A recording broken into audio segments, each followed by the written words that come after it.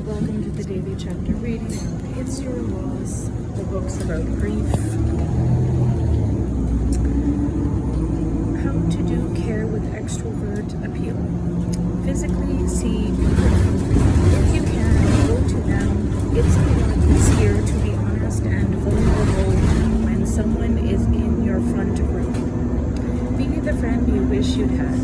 I had the friend I wish I had had, but if you haven't, go through all the times you've been offered top-notch support and see if any of it would be applicable to your Dave's loss. Give them a get-out-of-jail-free card. Maybe a little note saying you know things are going to be heavy for a really long time, but you, amigo, are going nowhere. Just knowing you don't have to put on an act can be a wonder.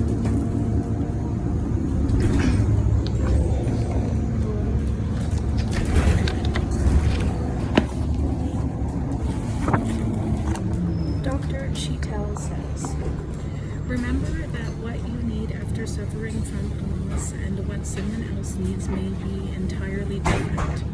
It is what makes us human. The best way to approach this is to simply ask what they need.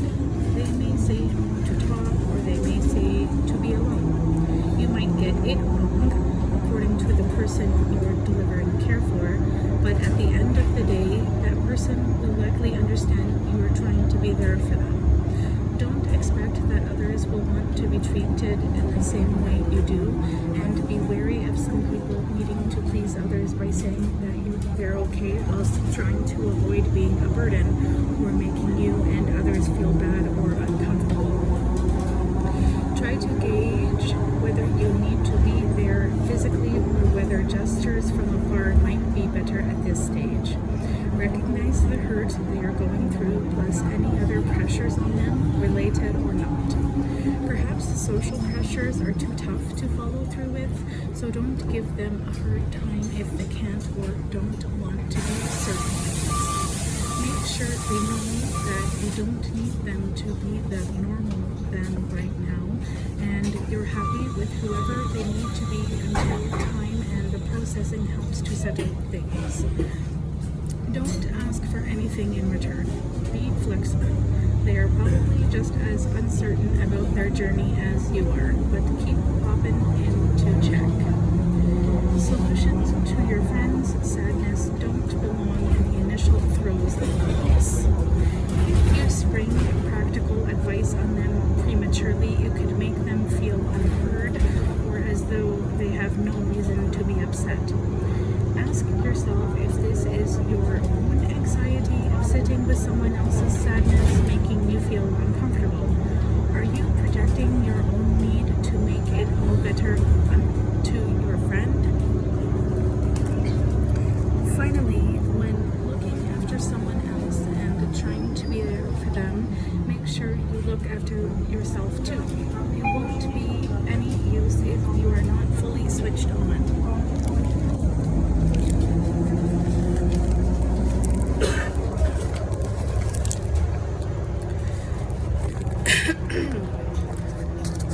Joe, but hey, how are you doing, man? How are you feeling? What's the weather like in your head? Adam, do you want glib answer or real answer? Joe, real answer? Whichever you feel most comfortable in giving me. Adam, right, not that good. Joe, oh. Adam, I have to be honest, and actually it seems to have coincided with the real weather taking a bit of a downturn, but no. I mean, the thing is, my mom died very unexpectedly. Joe, supportive. Adam, and I was totally sideswiped by it. Joe, I am so sorry. That's so sad. She was a very elegant and a lovely woman, so that's awful. Adam, thanks, man. And as usual, thanks for your sympathy, and as usual, thanks for your, Joe, and it's particularly as your dad's funeral was such a lovely event. With so many of us getting together, right? And it was such a memorable and good time, so it's a great shame that can't happen again. Adam, it will. I was going to say that one of the nicest letters I got was from your mom. Joe, why does my mom write to you? She wrote you something when your dad died that was very important, right? And I don't know what she wrote. Don't tell me, but it's very intriguing. She's got some sort of magic. Adam, yeah, it's a kind of formal directness. She just pitches it exactly right. Not too mushy, not too profound, not too bossy. It's just what you want to hear. Adam Buxton chatting to longtime friend and film director Joe Cornish on the Adam Buxton podcast. Mic drop. Pick it back up again. It's your karaoke party now. Emma, we've graduated from Loss University with a bachelor's in being alright, sort of. Robin, I guess that proves that the system works. Emma, that if you can spend time with your loss, you'll get more comfortable with it. Robin, yeah, you'll feel less like you want to fold in on yourself, and one day, probably when you've been doing something wildly disconnected from it, you'll be like, yes, now I feel better. Emma, I think that's the crux of it all. You start feeling better when you're least expecting it. You might give it a whole bunch of focus and work on it, and then all of a sudden, when you're not looking, you realize you don't hurt so much anymore. Robin, you really do, and not by poking at it and willing yourself to feel better. Emma, the hard bit, I guess, is that the end of this book isn't the end of the lost journey. Robin, oh no, it's a stop on the journey, but at least you can enjoy this stop because you're not crying and can be a bit more optimistic about the rest of the trip. Emma, the book is the monorail you take to get to the starting line. The monorail runs on tears. Robin, oh, what happens at the starting line? Emma, you run a very long, slow marathon and sometimes go the wrong way, and sometimes people overtake you, and sometimes you follow the wrong group of runners for a bit. Robin, oh God, yes. Emma, what's your main hope for the person reading this book? Robin, that they feel a little less alone in it all. You? Emma, that they know they don't have to feel bad forever. Robin, I hope we did that. Emma, me too. Robin on her mic drop. Final words from the Let It All Hang Out support-seeking extrovert who learned the value of taking a step back in order to help others, which handily also include herself. So that's that then. Problem solved, except it isn't at all, but hopefully you feel like someone's given you some serviceable directions to the hardware store where you can grab some of the tools to start whittling away at the problem. It's a big block of ice, and you want to chip at it until you have a tiny but resplendent luge. We both know that it is going to take ages, but you get a luge, so I'll stop using humor as a defense mechanism now. The issue with loss is that it's both a passive and an active thing to go through. Some of the feelings, emotions, and occurrences will just happen. And that's tough, particularly if you're like me and need control over everything at all times. You can't make yourself not feel an absolute mess, even with all the therapy we've tried to foist on you. But you can get comfortable with the notion that A, that mess you are in can be useful. B, you can look at the mess and not be blind by it like you would be looking straight into the sun. And C, one day you'll feel it less acutely because you'll have untangled it and it'll just be piles of stuff. At the start, you have to remember that someone has removed a bit of you. It will be so achy. It will take time for all the sinews to begin to knit back together, and for a while the slightest knock will be unbearably painful and fuck some of that healing up. But it is healing. You are learning to live with this. It will not kill you. The thing I realized 11 years on from losing my nan and 4 years on from consciously misplacing my mum is that those first few years are desperate and freewheeling and come in hideous high definition with surround sound. Everything feels so ever-present, and if you're working through your situation, you're working through it like you're an athlete training for the Olympics. It's everywhere. It's everything. It may involve a terrible diet or compulsive exercise or feeling like you're jumping through lots of hoops. You don't get a medal in the end, but you do get to stop running towards it. It makes me really tired to think about the energy I need when I was first bereaved, the focus it took, the scale of it. To look at it now and be able to not to have to immediately take an action is wonderful. You will get there. It feels like my loss and I have been together for a lifetime, and like any relationship, some of the urgency is gone, as is some of the excitement and a bit of the romance. I don't rush home to sit with my grief, cradle it, and examine it until I've committed every centimeter to memory. Instead, it has morphed into something more predictable, quiet, through still part of my everyday. I love that. I love the loss I have now compared to the one then. It is so knowable. It's mainly compliant. It has shaped me in some pretty okay ways. I would prefer my Nan back, no question. But the new me and the relationship I have with myself, my experiences, and my Nan are ongoing and pretty good. I feel like I understand me, her, it better, and though she's not around, I am still adored and guided by who she is and who not have made it, and who not having her made me. I dig that. Emma and I have marveled continuously about how much this book has taught us, how we've been able to articulate or even just get to a point of consciously acknowledging things about our past that we were massive but not as massive as a dead mom. We've been able to work towards getting comfortable with the loss of those things as well. We have given shape to concepts that felt too precious or too terrible to touch. And we've seen how we can use the shitty situations we respectively found ourselves in to help. Primarily each other and how, but also you. It was like rewatching Jurassic Park and seeing that, yes, it was still an incredible spectacle, but also noticing the little inconsistencies. The illusion is broken, and the T-Rex becomes just latex and metal and governs, and it can't eat you, and it's just a film. A very excellent film, but one you can now turn off in the middle to make a cup of tea, or that won't keep you up all night because it's just a load of clever camera angles and good acting. Life's like that, just a load of stuff that if you can't step back and see all its respective components can seem really bloody insurmountable. But that's a lot of what this book has been for us. I want to say what I hope it is for you. I want it to be a companion, the opening line of a conversation, a creative writing prompt, a little voice saying, it's going to be okay somehow. We want you to feel that by breaking things down into bite-sized chunks, they're easier to digest, and by not delivering them in a hushed voice with a gentle nod and an arm squeeze that actually they aren't too awful to talk about, to laugh at. Because laugh away, you're having quite the shocker, my friend, and some of it might be terribly funny, or funny because it's absolutely terrible. We hope it helps you feel okay about acknowledging the small losses and the profound effect they can have too. To feel like just because your friend has a dead mom doesn't mean you can't talk about your own discomfort at losing your uncle, or the sadness you experienced when your stepmom left, or how after uni you felt really bleak because a wonderful time had just come to an end and now you didn't know what the fuck was going on or anything. It is all a sliding scale. I have said that too much, but I believe it too much. We want you to feel like you can look at those things and not worry you're self-indulgent because they affected you and they need airing.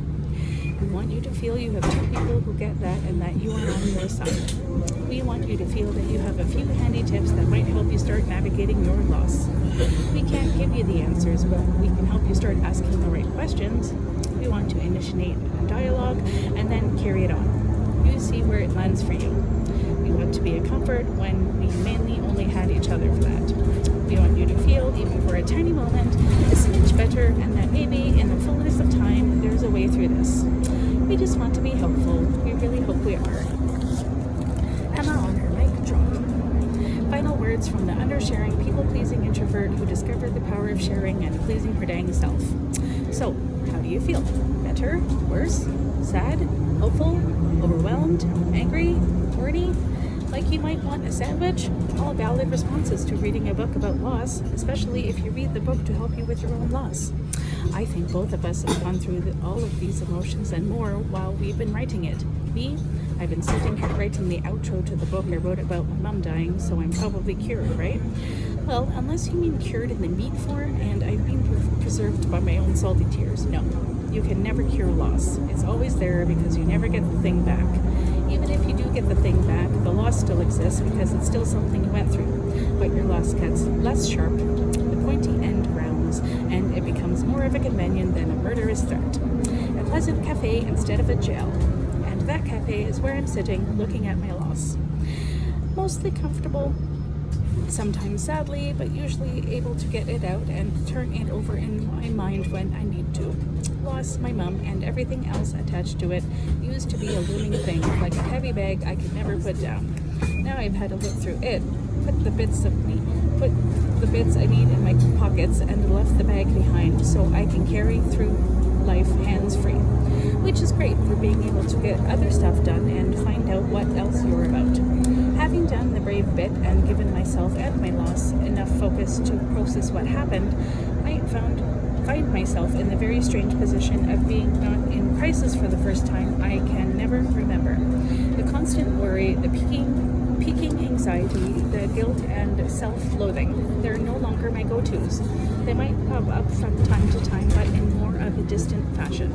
My brain may want to ramp up for a real meltdown, but usually it just doesn't have the gumption. It's a strange feeling. Free. A bit confusing because really, I've no idea what comes next. But it feels powerful, solid. My little emotional house has its foundations, and they were dug by a good builder, laid with love by a worker who cared. I miss my mom. Man alive, do I miss my mom, but it's a clean, healthy sort of a miss instead of the messy terror I could never bring myself to look at. And she's there. She's there with me because I bring her with me, all the good bits and all the bad bits, that rich sort of person that she was. I ummed a bit about using the word brave back there because it can sound a bit grand. We tend to think of bravery as big acts of heroism, rushing into battle when you're likely to get skewered or jumping into traffic to rescue a kitten. But bravery comes in many forms. If you're prone to stuffing everything in an emotional lockbox, it's those small everyday acts of bravery that will do you the biggest service through a loss. The moment you allow yourself to sit with what happened, the times you still shed a tear instead of rushing to get on your things, they might feel small and you might not feel very brave while you're doing them, but motion towards something that scares you, that, my friend, is brave in the extreme, and at the core of everything we want for you in this book is just that. Great courage doled out in small portions. We often want to move away from loss. We want to get over it, feel better about it. Loss is hard to look at. And when that looking feels like sitting in a bath of nails, it takes a whole bushel of strength and grit to do it. It'll be uncomfortable and you might have some nails wedged in some places for a while, but with time and a self-love and kindness, you will find your comfort, get out of the nail bath, and carry on knowing yourself a little bit better. It takes a long time to get used to something or somebody you loved just not being there anymore. But that's loss. It's shocking, sad, lonely, and something we all go through. For a lot of us, it won't be literal, and for a lot of us, the work we have to do will be unexpected and hard. Maybe at times it will feel insurmountable, but mount it you will. With a bit of self-gallantry, you'll find your way through. Sometimes you won't want to. Sometimes you'll curse the world that gave you this much pain. Heck, you might even want to stop the ride and get off. But if you take one thing from our book, make it this: loss is not the end. This thing that might feel like the worst thing, this unlookable monster in the closet, with the right support and dedication, you will find ways to sit with it. You'll be able to feel it and continue the relationship with the thing you lost. It's possible. And if this book is for anything, it's to help you get yourself to that place. So whatever you lost, however you're feeling right now, let's just stop. Close your eyes, take a breath, and then tell yourself this is not the end. You are worthy of the time and effort it takes to feel better. It's possible to find peace in all this. Your relationship with your lost thing is not over. Because we are all stronger and more resilient than we think we are. Whatever you use this book for, learning, meditation, kindling, know that it comes with a comforting hand on the shoulder from us and the sort of knowing, respectful, naughty heroes give to each other at the end of action movies. Because if you're getting to grips with loss, to us you are the best damn hero of them all. Help is out there. If you need support, there's something out there for you. From free therapy to books and back, use this list to start building your own little emotional house. For help with mental health, you can access therapy whatever you're struggling with and whatever your personal circumstances, but some routes are longer and more unwieldy than others. Here are some suggestions from us. We hope they set you on the right path. You can find a charity through the NHS who will support you, and Mind has an exhaustive list of ways you can gain access to therapy on the How to Find a Therapist section of their website.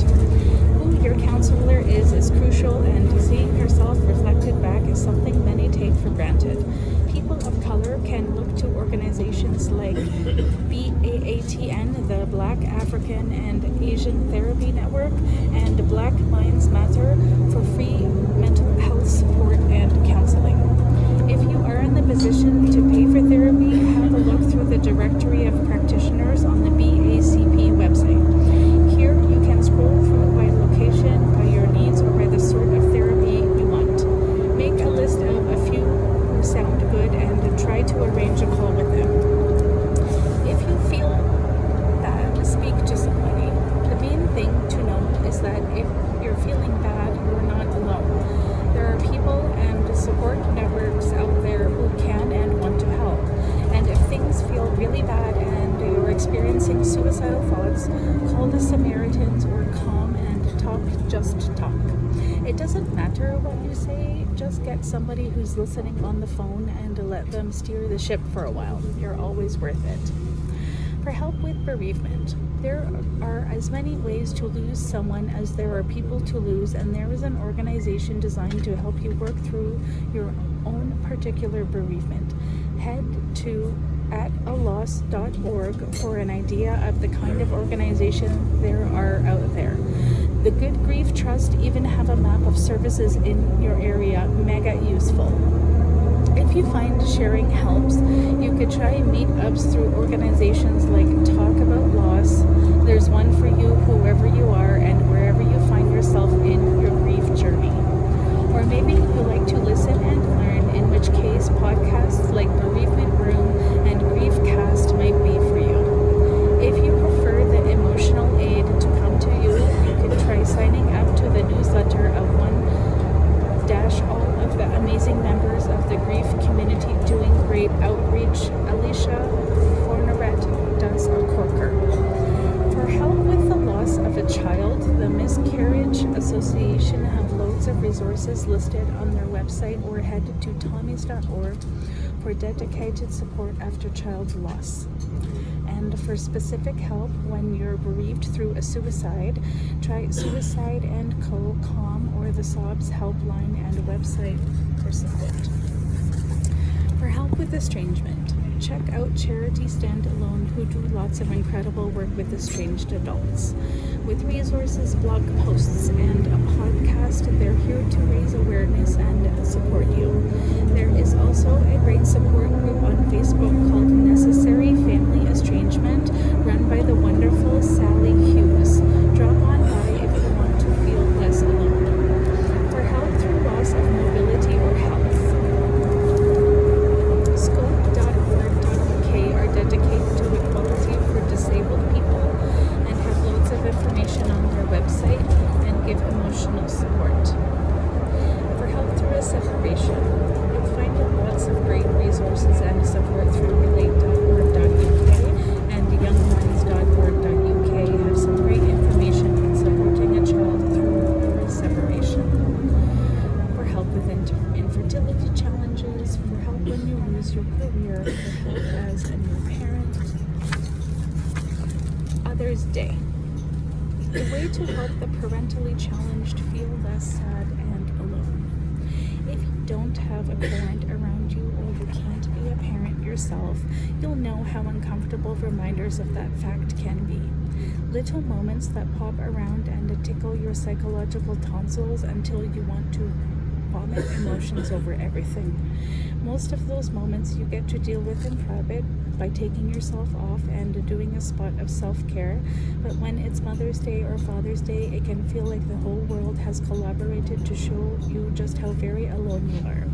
The card shops filled with cards, the marketing emails, the supermarket displays, the social media posts, the ad campaign, the chats on WhatsApp, a million micro moments that hold a magnifying glass over whatever pain you have about your own situation. The two of us had always found those days and the run up to them difficult. They're wonderful ways to celebrate great parents, but in being that, they just left us in a high state of missing our best ones. Then one day we realized if we were feeling like that, maybe other people were too, and we started to talk about it a little on our Instagram accounts, about how those times of year could leave people anxious and sad or angry and vulnerable. We could never have predicted the response we got. Hundreds of people dropping into our DMs to tell us their stories. It was an overwhelming outpouring of grief and relief and love, and it showed us how much people have been hurting inside, each believing they were the only ones. So we set up our Pound Others Day campaign online, which gives anybody for whom parent days are challenging a space to come and share over Mother's and Father's Day when those wounds can feel at their most raw.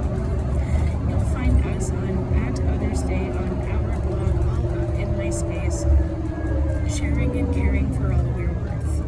We've been honored to be let in on people's stories of estrangement, of miscarriage, of bereavement, of growing up in care, and over the years it's shown us how much of a need there is in the world for frank, honest conversation about loss.